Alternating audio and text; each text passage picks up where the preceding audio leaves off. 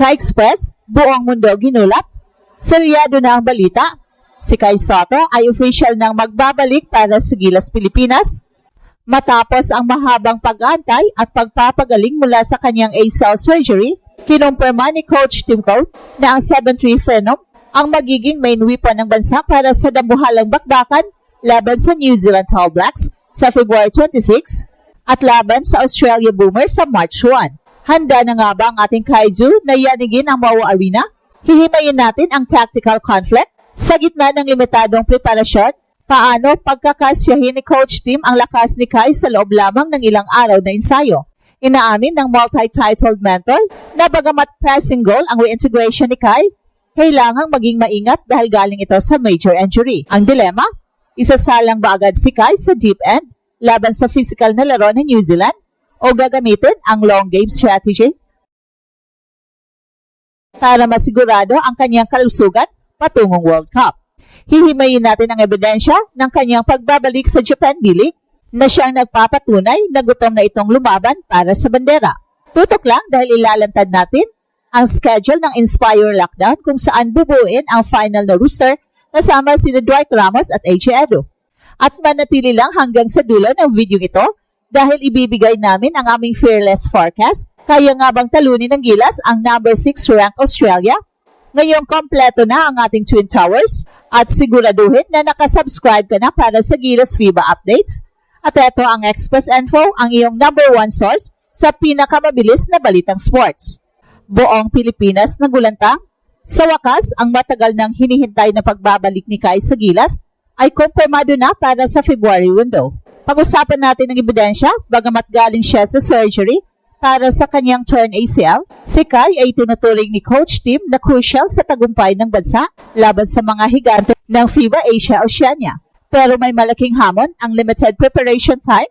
Inamin ni Coach Tim na sa February 16 pa lamang magsisimula mag-trickle in ang mga players mula sa Japan at Korea, kabilang na sina Dwight Ramos at AJ Edo. At ang conflict, meron lamang silang kulang-kulang 10 araw para makuha ang tamang chemistry bago ang salpukan sa Maua Arena. Ang the long game strategy, ayon kay Coach Tim, hindi nila bibiglain si Kai. Bagamat kailangan ang kanyang 7-3 frame para protektahan ang paint, ang priority ay ang kanyang long-term health. At ang tactical view, gagamitin ni Coach Tim ang familiarity factor dahil ang core ng Gilas pool ay magkakasama na sa nakalipas na 2 taon, hindi na kailangan ang mahabang adjustment sa sistema. Ang conflict na harapin ng New Zealand, hindi nila alam kung anong version ni Kai ang haharap sa kanila. Isang Kai na mas malakas, mas gutom at mas bihasa matapos ang kanyang rehabilitasyon. Inamin ni Coach Tim, we will take what he can give us.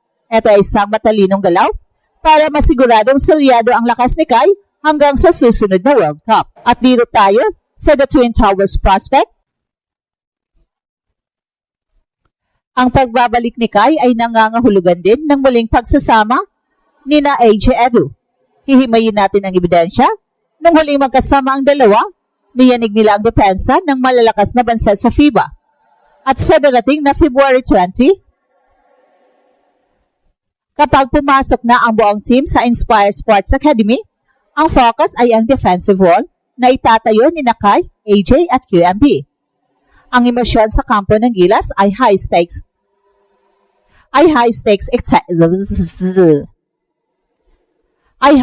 excitement. Alam ni Coach Tim na ang tunay na laban sa New Zealand, ang rank number 25, ay maglalapit sa atin sa second round. Handa ka na ba makita ang kaiju na muling maghari sa ilalim ng ring?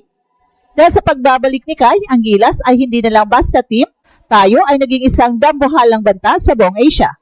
At hihimayin natin ang dambuhalang bundok na kailangang akyatin ng Gilas ngayong February 26 at March 1. Sa kasalukuyan, ang Pilipinas at ang Australia Boomers ay tabla sa 2-0 record sa Group A. At ang tactical reality, ang laban sa New Zealand ay magsisilbing litmus test para sa fitness ni Kai. Bagamat winless ang New Zealand sa unang 2 laro, huwag tayo makasiguro. Ang conflict, ang Tall Blacks ay kilala sa kanilang physicality at relentless pressure.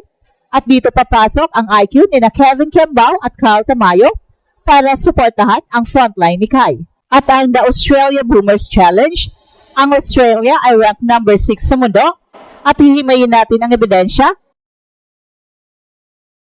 Ang kanilang roster ay punong-puno ng mga NBA at high-level international talent. Ang conflict para kay Coach Tim, paano ititigil ang execution machine ng Australia gamit ang isang team na kakarampot lang ang naging ensayo.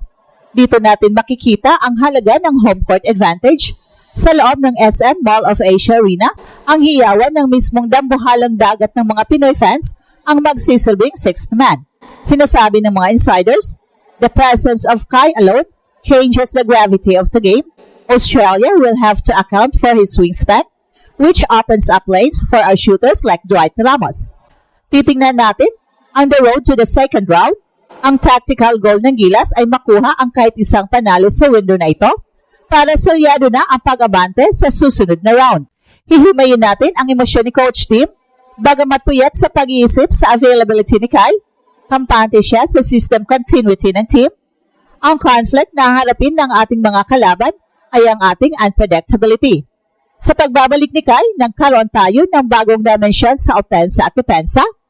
Ang global impact nito, kung matatalo natin ang New Zealand at makikipagsabayan sa Australia, ang FIBA rankings ng Pilipinas ay sasabog pa itaas. At ito ang ating fearless forecast. Ang Gilas ay mananalo laban sa New Zealand sa isang gritty defensive battle at magbibigay ng matinding laban sa Australia na aabot sa huling minuto. At bakit? Dahil sa Kai Soto factor at sa team code system.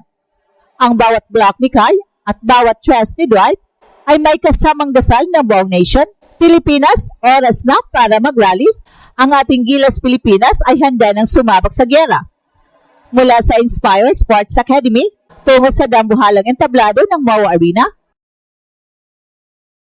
Selyado na ang ating determinasyon. Handa ka na bang sumigaw ng puso? Dahil sa February window na ito, ang kasaysayan ay muling isusulat ng ating mga bayani sa hardcourt. Well, sa madaling salita, ang pagbabalik ni Kai ay hindi lang basta dagdag sa roster, kundi isang dambuhalang reinforcement sa pangarap ng Gilas.